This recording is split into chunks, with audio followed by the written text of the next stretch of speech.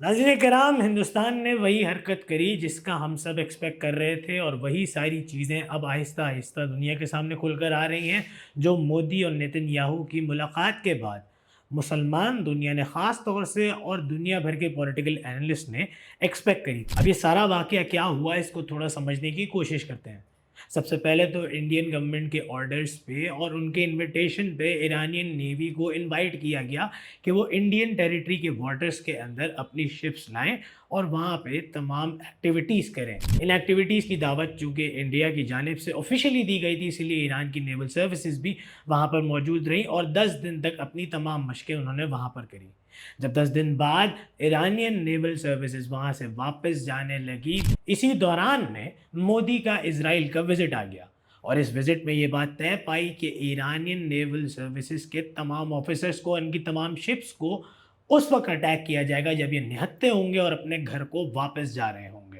اور بالکل ایسا ہی ہوا۔ جب انڈین واٹرز سے ایرانین نیولز واپس جانے لگے تب ان پر اٹیک کیا گیا اسرائیل کی جانب سے، جس میں ہندوستان نے ان کی بھرپور حمایت کری اور بھرپور مدد کری۔ ان کو زخمی کیا گیا، اور ایسے موقع پر جب وہ نہتے تھے اور اپنے گھر جانے والے تھے تب ان پر اٹیک کیا گیا، یعنی کہ they were not ready for any rebellion or any sort of attack from any end۔ نتیجہ یہ ہوا کہ وہاں پر نیول فورسز کے تمام سولجرز اور تمام سپاہی شدید زخمی ہوئے، اور انہوں نے انڈیا کو ایمرجنسی الرٹ بھی بھیجا کہ ہماری مدد کریں۔ جواب میں ہندوستان بالکل خاموش رہا اور ان کی کوئی مدد نہیں کی۔ یہ بالکل ایسے ہی تھا کہ بغل میں چھرا اور منہ پہ رام رہا، یعنی کہ پوری تیاری پہلے سے ہی کی گئی تھی کہ ایران کو کمزور موقع پر اٹیک کیا جائے گا۔ پہلے ان کو خود آفیشیلی انوائٹ کیا جائے گا، اور اس کے بعد جب وہ گھر لوٹ رہے ہوں گے، بالکل نہتے ہوں گے اور بالکل آرم لیس ہوں گے، تب ان پہ اٹیک کیا جائے گا تاکہ ان کا زیادہ سے زیادہ نقصان کیا جائے، اور اس کے بعد ان کی مدد نہیں کی جائے گی۔ ایسے موقع پر سری لنکن نیوی نے بہادری کا مظاہرہ کیا اور ایرانین سولجرز اور نیول آفیسرز کی وہاں پر موقع پر پہنچ کر مدد کری، اور اگر یہ مدد اس وقت نہیں آتی تو شاید ایران کا ایک اور بڑا نقصان ہوتا۔ اس سے یہ بات صاف ظاہر ہوتی ہے، چاہے وہ زائنسٹ آئیڈیالوجی ہو یا ایکسٹریمسٹ ہندوتوا آئیڈیالوجی، دونوں کا مقصد کامن ہے اور دونوں اپنے مقصد پر ایک ساتھ مل کر کام کر رہے ہیں،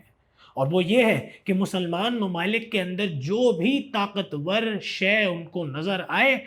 اس پہ وہ فوراً ہی اٹیک کریں، اب چاہے وہ سائیکولوجیکل وارفیئر ہو یا ایسے ہی مہمان بنا کر بلانا ہو اور اس کے بعد ان کے پیٹھ کے پیچھے وار کرنا ہو۔ ہندوستان اور اسرائیل نے یہ سب کر کے اپنے تمام موٹیوز دنیا کے سامنے کلیئر کر دی ہیں، اور یہ بتا دیا ہے کہ چاہے وہ مسلمان ممالک کے ساتھ اربوں ڈالر کی ٹریڈز کریں اور اپنا اور ان کا جتنا بھی فائدہ کر لیں، ہندوتوا آئیڈیالوجی کا مودی اور آج کا ہندوتوا آئیڈیالوجی سے بھرا ہندوستان کبھی بھی مسلمانوں کا سچا دوست نہیں ہو سکتا۔